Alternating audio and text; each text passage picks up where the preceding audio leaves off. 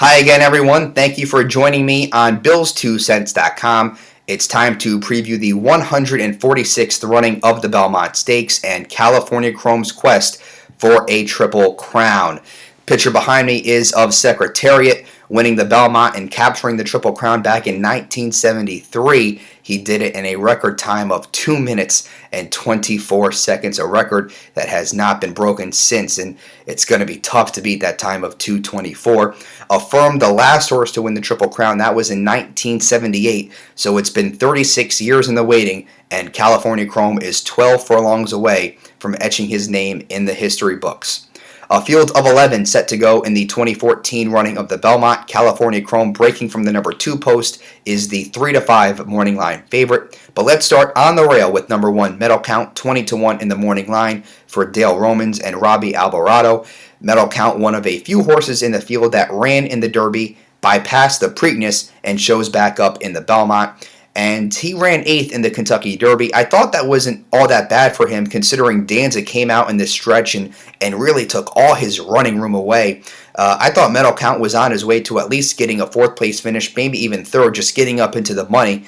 But he had no shot once Danza drifted out and cut him off in the stretch. And because of that, I will use Medal Count in this race underneath in the exotics. The big question going into the Derby, and it's another question here in the Belmont, is how is he going to win a race on the dirt surface? He's won on turf, he's won on synthetic, but he has yet to win a race on dirt. So that, I think, is the big concern with Medal Count going into the Belmont. But at 20-1, I like the odds there. I'm not saying he can win the race, but maybe he gets a piece in the exacta and the trifecta that can boost those prices for me, so I will use him underneath in the race below California Chrome. And speaking of California Chrome, he is number 2, 3-5 in the morning line for Art Sherman and Victor Espinoza.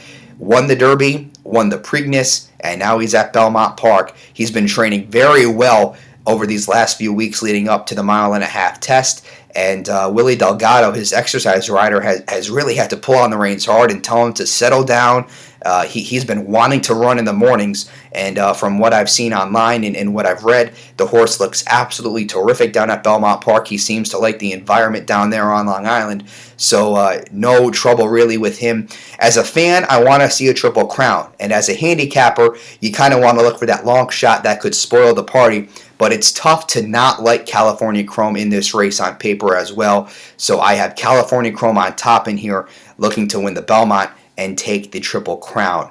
Number 3 is Matterhorn, 30-1 in the morning line for Todd Pletcher and Joe Bravo. Matterhorn, one of the least experienced horses in the field. He only has 4 starts to his name, most recently a 4th place finish in the Peter Pan. And the big thing with Matterhorn, yeah, he's a big price, but this seems to be a large jump in class for him in here. It seems like there's just too much uphill to climb for Matterhorn in the Belmont Stakes. But again, he's 30-1, so don't let me talk you off a long shot, but it just seems like this horse is outclassed in here, and he's not for me in the Belmont Stakes. Number 4 is the Kentucky Derby runner-up, Commanding Curve, 15-1 morning line for Dallas Stewart and Sean Bridgmahan. Again, he skipped the Preakness and is back here in the Belmont. He was nearly 40-1 in the run for the Roses and almost got it done. The main concern, though, to me with Commanding Curve, looking at the Belmont, is how much pace is he going to get to run into. As a closer, he would like to see the pace be pretty fast in here, and I think we'll get an honest pace in the Belmont, but we're not going to see 22 and 44 in the opening quarter and half mile. That's just out of the question when they're going 1.5 miles. So how is he going to handle closing into an average pace? He is 15-1, which I think is a reasonable price, especially for a horse that ran 2nd in the Kentucky Derby. And he has hit the board in 5 of 7 career starts, but I just don't know if he's going to get the ideal pace set up in this race that suits his needs. So we'll see what happens with him. I'm not going to use him. I'll leave him out of my top 4. But I think he is a horse you have to consider in here. I consider him a contender rather than a pretender, but I am against him in the Belmont Stakes. Number 5 is Ride on Curlin, 12-1 morning line for trainer Billy Gowan, and jockey Johnny Velasquez gets the mount. First time Johnny V will ride on Curlin in his career, and we remember his sire Curlin who had that epic stretch drive with the filly Rags to Riches in the 2007 Belmont Stakes, one of the memorable calls that we've had from Tom Durkin, who was calling his last Belmont here in 2014 of his outstanding career. And Johnny V won the Belmont 2 years ago on Union Rags coming up through the rail, and now he gets Ride on Curlin breaking from the number 5 post. Ride on Curlin gave California Chrome all he could handle, in my opinion, in the Preakness. Joel Rosario was the rider in the Preakness in Pimlico, and he was all out on Ride on Curlin. I thought he gave him a beautiful trip at Pimlico, going a mile and 3/16. And I thought California Chrome was in trouble after he repelled the challenge of Social Inclusion. Ride on Curlin had a full head of steam coming in the stretch, but California Chrome would not be denied in the Preakness. So I don't know if Ride on Curlin can come back on 3 weeks rest and give California Chrome the same challenge he gave him at Pimlico. But with that being said, I think Ride on Curlin is still a legitimate horse in this race, and I will have him in my top 4. Number 6, a long shot for Bill Mott. That's Matuzak, 30-1 on the morning line. Jockey Mike Smith will ride, looking to win back-to-back Belmonts. He did it last year aboard Palace Malice. Matuzak was beaten by Kid Cruz in his last few starts, and then Kid Cruz runs in the Preakness, was a non-factor there. So if Kid Cruz didn't show up in the Preakness, I don't know what would make you think Matuzak is going to be a factor in the Belmont, but you can't win the race if you're not in it. So I commend the connections for at least trying to go in the Belmont, getting this mile-and-a-half distance. This horse just seems to be outclassed in here. But again, he's a long shot, so if he comes in, it'll be a huge price. He will light up the tote boards, but not for me in the Belmont Stakes. Number 7 is Samrat, 20-1 morning line for Rick Violet and Jose Ortiz rides. I had 2 major concerns for Samrat going into the Kentucky Derby, and the first was more about the jockey Jose Ortiz than it was about Samrat himself. Jockey Jose Ortiz is a young guy. That was his first Kentucky Derby ride of his career. I wasn't sure how he was going to handle the pressure. And then the other thing with Samrat was how would he run outside of New York? He got a good trip. He broke well from the gate in the Derby, just did not have enough left in the tank for the stretch drive. But the good thing for Samrat supporters is that he's getting back to New York. He's done a lot of running at Aqueduct, but he did break his maiden at Belmont Park. So he gets back to a track where he has won a race before. That's always good. But the thing to me is his distance limitations. He got a beautiful setup in the Derby. He couldn't get the 1.25 miles. So now he's got to go 1.5 miles. I know all other 10 horses are going the same distance as Samrat is, but the distance limitations to me with Samrat have me backing off, but he does seem to be a good price for a horse that has 5 wins in 7 career starts. Number 8, Commissioner, 20-1 morning line for trainer Todd Pletcher. Javier Castellano will ride, and Todd Pletcher is extremely high on Commissioner. He thinks this horse will relish this distance of 1.5 miles. He can say he can run all day. And he finished second in the Peter Pan to Tonalist back on May the 10th. But my thing with Commissioner was the sloppy track aiding him to that second place finish, or was he that good of a horse? This is a test in class for him, facing horses like California Chrome, Ride on Curlin, and Wicked Strong.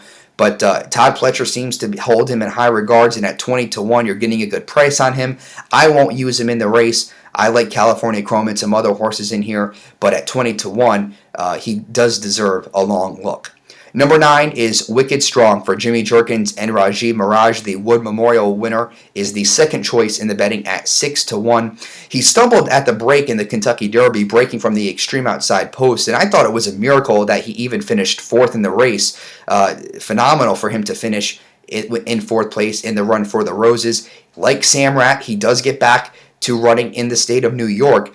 But again, the Belmont, to me, it favors horses that like to be on or near the lead. You don't see too many closing type horses win the Belmont Stakes. However, I do like Wicked Strong best of all the closing horses in this race, so I will have him included in my top 4 picks. And he has the support of the city of Boston in this race as well. And I think a lot of people at Belmont Park will be rooting for Wicked Strong in the race. So I will include Wicked Strong in my top 4, but I don't think he'll be the one to win the Belmont Stakes.